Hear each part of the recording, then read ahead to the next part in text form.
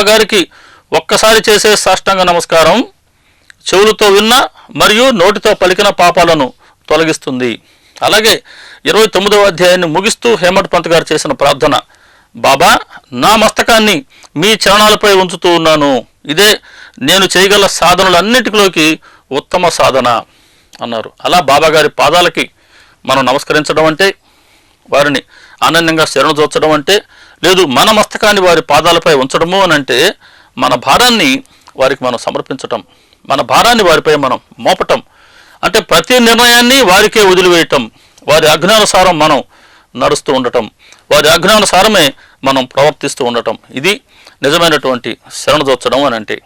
ఇలా శరణుజోర్చితే మన సకల కల్మషాలు తొలగిస్తారు బాబా, సకల కర్మఫలాలు నశిస్తాయి, అప్పుడు మన మార్గం నిర్భయంగా ఉంటుంది. ఇటువంటి అభయాన్ని ప్రసాదిస్తూ ఉన్నారు బాబా. అలాగే మన మార్గం నిష్కంటకము అవుతుంది. మార్గంలో ఉన్న కంటకాలు ఏంటి అని అంటే, భగవత్ మార్గంలో మనం నడిచేందుకు ఉన్న కంటకాలు ఏంటి? మన మనసులో ఉన్న అరిషడ్ వర్గాలు. ఈ అరిషడ్ వర్గాలన్నీ బాబా గారు తొలగిస్తారు, తన వైపుకి మనల్ని అడుగుపై అడుగు వేయిస్తారు. ఆ వరాన్ని ప్రసాదిస్తూ ఉంది ఈ ఓవి. మమ్మల్ని అందరూ వదిలిపెట్టిన బాబా మీరు మమ్మల్ని వదిలిపెట్టరు అంటారు హేమట్ పంత్ గారు. అంటే అందరూ మనల్ని వదిలిపెట్టేసిన సద్గురు మాత్రం వదిలిపెట్టరండి ఎప్పటికీ. ఇది ముమ్మాటికి సత్యం. ఎందుకంటే తల్లిదండ్రులు, తోబుట్టువులు, కట్టుకున్న వాళ్ళు, కడుపున పుట్టిన వాళ్ళు, బంధువులు, మిత్రులు, హితులు, శ్రేయోభిలాషులు అందరూ ఈ శరీరం ఉన్నంత వరకే పరిమితులు. తర్వాత వారు ఎవరో మనం ఎవరమో. ప్రవాహంలో కొట్టుకు వచ్చుతూ ఉన్న కర్రలన్నీ ఒక ప్రక్కకు చేరుతాయి, కాసేపు అలా కలిసి ఉంటాయి, ఇంకో కల కొట్టిందా మళ్ళీ చల్లా చెదురైపోతాయి, తిరిగి ఎప్పటికీ కలవవు. అటువంటి శరీర సంబంధంతో ఉన్న వీళ్ళందరూ మనకు తోడుగా ఉండలేరు. కానీ ఒక్క సద్గురువుతో మాత్రం రుణానుబంధం ఏర్పరచుకున్నామా, వారు మాత్రం ఎప్పటికీ మనల్ని వదిలిపెట్టరు. ఎప్పటి వరకు అంటే మనలో ఉన్న కల్మషాలన్నీ దహింపజేసి వారిలో మనం ఐక్యమయ్యేంత వరకు సద్గురు మనల్ని విడిచిపెట్టరు. అందుకే బాబా చెప్తూ ఉన్నారు, నానా చంద్రుకను పిలిపించి, నానా నీకు నాకు 4 జన్మల నుంచి పరిచయం, అందుకే నేను పిలిపించాను అని చెప్పారు. ఉపాసిని బాబాతో నీ కుటుంబానికి నాకు 200 సంవత్సరాల నుంచి పరిచయం ఉంది అన్నారు. శ్యామతో 72 జన్మల నుంచి నేను పోషిస్తూ ఉన్నాను శ్యామ, 72 జన్మల నుంచి పోషిస్తూ ఉన్నారు. తల్లిలాగా మమకారాన్ని చూపిస్తారు, తండ్రిలాగా వాత్సల్యాన్ని ప్రసాదిస్తారు, దైవంలాగా మన కోరికలు తీరుస్తారు, గురువుగా మనల్ని సంస్కరిస్తారు. అలా సద్గురు బాబా గారిని ఆశ్రయిస్తే జన్మ జన్మలకి వారి తోడు, వారి నీడ, వారి పోషణ, శిక్షణ, రక్షణ మనకు లభిస్తుంది. పురందరే తల్లితో చెప్తారు బాబా గారు, పురందరేకి నాకు 7 శతాబ్దాల నుంచి పరిచయం అమ్మా అని అంటారు. కాపడ్డ గారి భార్యకి గత 4 జన్మలు ఆమె ఎలా ఉన్నారో తెలియచేశారు. ఇలా జన్మ జన్మల్లోనూ మనల్ని వారు విడిచిపెట్టరు అని తెలియచేస్తూ ఉంది అద్భుతమైన ఓవి. కాబట్టి సద్గురువుతో కొద్దిగా రుణానుబంధాన్ని ఏర్పరచుకునే ఇటువంటి కార్యక్రమంలో పాల్గొని వారి చరిత్రను శ్రవణం చేస్తే మనం మర్చిపోయిన వారు మనల్ని ఎప్పటికీ మర్చిపోరండి. ఒక అద్భుతమైన అవకాశం బాబాగారితో రుణానుబంధాన్ని ఏర్పరచుకోవడానికి మనం చేసే ఈ శ్రవణం అనే కార్యక్రమం. సచ్చరిత్రలో బాబాగారి ముఖత వచ్చే వచనాలన్నింటినీ మనం విశ్వాసంతో మనసులో పదిలపరుచుకుంటే ఖచ్చితంగా ఆ వచనాలన్నీ మనం అనుభవపూర్వకంగా గ్రహించగలం. సచ్చరిత్రిస్తున్న మరొక వరం ఇది. అలాగే కష్టాలలో ఉన్నవారు సాయినాథుని గాని స్మరిస్తే దుఃఖపూరితమైన వారి మనసులకు శాంతిని ప్రసాదించేది సాయిబాబా గారు ఒక్కరే అంటుంది మరొక చక్కని వరం. ఎంత అక్షర సత్యం అంటే ఇది. నెల్లూరు సత్సంగ సభ్యురాలి ఒక అనుభవాన్ని నేను మీతో పంచుకుంటాను. వీరి అమ్మాయి స్టేట్స్లో సెటిల్ అయినారు. అల్లుడు, అమ్మాయి, మనవరాలు స్టేట్స్లో ఉంటారు. అల్లుడికి బాగా లేకుండా వచ్చింది. చాలా రీసెంట్గా జరిగిందని చెప్తున్నాను మీకు. అల్లుడికి బాగా లేకుండా వచ్చింది, హెల్త్ బాగాలేదు, చాలా ట్రీట్మెంట్ ఇప్పించారు, కానీ అతడి మానసిక స్థితి బాగుపడలా. ఎంతో ప్రయత్నించారు. ఇంట్లో బాబాగారి చిత్రపటం ఉంది. ఈ అమ్మాయి బాబాగారి పటం ముందు కూర్చొని మౌనంగా ఏడుస్తూ కూర్చుంది. బాబా ఇంత వైద్యం చేయించినా ఆయన ఆరోగ్యం బాగుపడటం లేదేంటి అని. చిత్రంగా బాబాగారు కూడా కన్నీరు కార్చారట. బాబాగారి చిత్రపటం నుంచి కన్నీరు కారిందట. ఈ అమ్మాయి అనుకుంది నా భ్రమేమో అనుకుంది. బాబాగారు ఎందుకు ఏడుస్తారు, నేను ఏడుస్తున్నాను కాబట్టి అలా అనిపించింది అనుకుంది. కానీ కాసేపటికి వాళ్ళ 3 ఏళ్ల పసిపిల్ల తన దగ్గరకు వచ్చింది. చిత్రపటం వైపు చూస్తూ సాయి తాతయ్య అంటుంది బాబాగారిని. అమ్మ, సాయి తాతయ్య ఎందుకు ఏడుస్తున్నాడు అని అడిగిందట. అంటే చూడండి, నిజమే, నేను నీ కన్నీరు చూసి నేను కూడా కన్నీరు కారుస్తూ ఉన్నా అని బాబాగారు స్పష్టంగా తెలియచేశారు. కానీ భ్రమ అనుకుంది అమ్మాయి. అది భ్రమ కాదమ్మా, నేను నీ బాధను చూసి నేను కూడా కన్నీరు కారుస్తూ ఉన్నా అని అమ్మాయి ద్వారా తనకి తెలియచేశారు. అలాగే అమ్మాయికి బాబా ఎప్పుడు కనపడుతూ ఉంటాడంట ఆ పసిపిల్లకి. అమ్మ, సాయి తాతయ్య అడుగో బయట కూర్చొని ఉన్నారు చూడు అని చెప్తూ ఉంటుందట. అంటే ఏమని? కర్మఫలాన్ని అనుభవించి తీరవలసిందే ఆ పిల్లవాడికి. అంటే వాళ్ళ అల్లుడికి వచ్చిన రోగం నయం కావడానికి కొంత టైం పట్టవచ్చు, అతడి కర్మఫలాన్ని అతడు అనుభవించవలసిందే. అలాగే సమిష్టి కర్మను వీరందరూ అనుభవించవలసిందే. దానిని ఆయన ఒక్కసారిగా తీసివేయరు, కానీ ఆ కర్మ తీవ్రతను మాత్రం బాబాగారు తగ్గిస్తారు. అందుకే తెలియజేస్తున్నారు, నేను నిన్ను గమనిస్తూ ఉన్నానమ్మా, నేను ఎప్పుడు నీ వెంటే ఉన్నా, నీ దుఃఖాన్ని నేను తొలగిస్తాను, నేనున్నాను కదా అనే ధైర్యాన్ని కలిగించారు. అలా దుఃఖపూరిత మనసులకు మనశ్శాంతిని కలిగించేది బాబాగారు ఒక్కరే. అప్పుడు ఇప్పుడు ఎప్పటికీ కూడా వారిని మనం శ్రద్ధగా ఆశ్రయిస్తే. ఇక ఈ అధ్యాయం అనగానే గుర్తుకొచ్చేది సప్తశృంగి దేవత. నాసిక్ జిల్లాలో వణి అనే ఊరు ఉంటుంది. అందులో సప్తశృంగి దేవత ఆలయం ఉంది. ఈ అమ్మవారి పూజారి కాకాజీ వైద్య. దేవీ దేవతలు కలియుగంలో తమ వారిని సద్గురువులకే స్వాధీనపరుస్తారు. ఇది చాలా చమత్కారం అంటారు హేమట్ పంత్ గారు. అంటే కలియుగం సద్గురువుల రాజ్యం. కలియుగంలో దేవీ దేవతలు నేరుగా తమ బాధ్యతను నిర్వర్తించరు. కారణం ఏంటి అని అంటే వారి బాధ్యతలన్నీ సద్గురువులే నిర్వర్తిస్తూ ఉంటారు. అందుకే 11వ అధ్యాయంలో శ్రీకృష్ణుడు గీతలో చెప్పిన మాటను మనకు చెప్పారు హేమట్ పంత్ గారు. గీతలో కృష్ణుడు ఏం చెప్పారు అని అంటే, సత్పురుషులు నా ఆత్మ, సత్పురుషులు నా సజీవ ప్రతిమలు, సత్పురుషులు నా నిశ్చల స్వరూపులు, ప్రేమ స్వరూపులైన ఈ సత్పురుషులలో నేనే ఉన్నాను. వారి ద్వారా నా భక్తుల బరువు బాధ్యతలను నేను నిర్వహిస్తాను, వారి అవమానాలను నేను భరిస్తాను.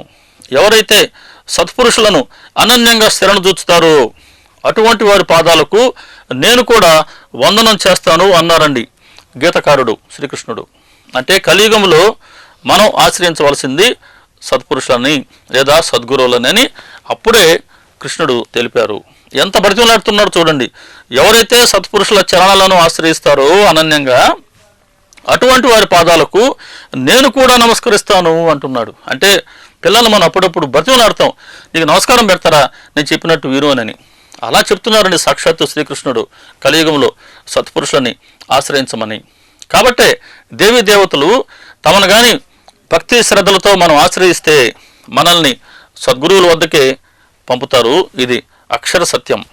అలాగే ఇక్కడ ఈ కాకాజీ వైద్య అనే పూజారు ఉన్నారు కదా, ఆ గుడిలో ఆయనకు ఒక పర్యాయం మానసిక స్థిరత్వం తప్పింది. అతడి మనసు స్థిరత్వాన్ని కోల్పోయింది. కారణం అతడు ప్రాపంచిక విషయాల్లో చిక్కుకొని పోయి చాలా కష్టాలను బాధలను అనుభవిస్తూ ఉన్నాడు. సచ్చరిత్రలో ఉన్న ప్రతి ఒక్క ఓవిని ప్రతి ఒక్క లైన్ని మనం లోతుగా ఆలోచించాలండి. తొందరపడి చదివేదైతే కానే కాదని మనం చేస్తూ ఉన్న సచ్చరిత్రని ప్రతి ఓవిని మనసు పెట్టి అధ్యయనం చేయండి. ఇందులో ఏం చెప్తూ ఉంది అని అంటే, కాకాజీ వైద్య ప్రాపంచిక విషయాల్లో చిక్కుకొని అనేక రకాలైన కష్టాలను బాధలను అనుభవిస్తూ ఉన్నాడు. వెనక్కి వద్దాం. ప్రాపంచిక కష్టాలని బాధలను అనుభవిస్తూ ఉన్నాడు. కారణం ఏంటి? ప్రాపంచిక విషయాల్లో చిక్కుకున్నాడు. కాబట్టి ప్రాపంచిక విషయాల్లో చిక్కుకున్నప్పుడే మనసుకి కష్టాలు అనేక రకాలైన బాధలు వస్తాయి.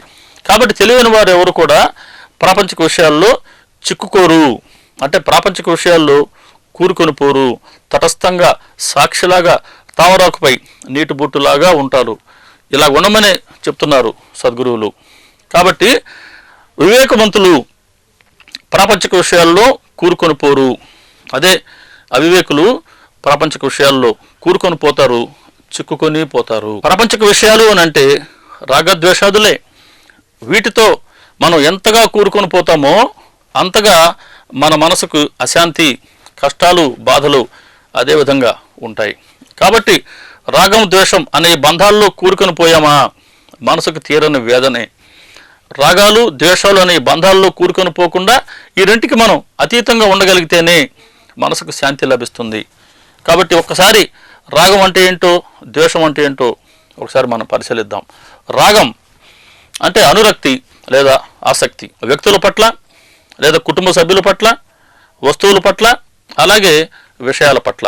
ఈ మూడిటి పట్ల మనకున్న ఆసక్తి రాగం అనే బంధానికి కారణమవుతుంది. మొదటిది కుటుంబ సభ్యుల పట్ల ఉన్న రాగం, దీనినే మోహం అని కూడా అంటారు. ఒక్క మానసిక వైరాగ్యాన్ని పొందిన వారు మాత్రమే ఈ రాగానికి అతీతులుగా ఉండగలరు. సామాన్యులు ఎవరు దీనికి అతీతంగా ఉండలేరు. ఒక్కసారి మహల్సాపతి గారి అనుభవాన్ని పరిశీలిద్దాం. మహల్సాపతి గారు బాబా గారితో పరిచయం కాకముందే షిరిడీలో ఉండే ప్రక్క గ్రామానికి వెళ్ళారు. ఆ గ్రామంలో వారు ఒక సత్సంగానికి వెళ్ళారు. ఆ రాత్రంతా వారు సత్సంగం చేస్తూ ఉన్నారు. వేకువన కాసేపు పడుకున్నారు. ఆ నిద్రలో ఒక స్వప్నం వచ్చింది. ఒక నల్లటి వ్యక్తి చాలా బలంగా పొడవుగా ఉన్నాడు, భయంకరంగా ఉన్నాడు. అతడి చేతిలో ఒక రాయి ఉంది, ఇంకొక చేతిలో ఒక మట్టి పాత్ర ఉంది. అతడు చెప్తున్నాడు మహల్సాపతితో, నా కూరని నాకు ఇవ్వు, లేదా ఈ రాయిని నీపై వేస్తాను అని బెదిరిస్తున్నాడు. మహల్సాపతి గారికి ఆ కలలోనే చాలా భయం కలిగింది. అతడు మట్టి పాత్రలో కూరని ఇచ్చాడు కూడా. వెంటనే అతడు ఆ రాయిని తన పక్కనే పడవేశాడు. అంతటితో కల పూర్తయింది. మేలుకున్నాడు. కానీ ఆ భీతి పోలేదు. ఆ స్వప్నంలో కనపడ్డవారు సాధారణ వ్యక్తి కాదు, సాక్షాత్తు మృత్యుదేవత అనిపించింది అతనికి. ఆ భయం అలాగే ఉండింది.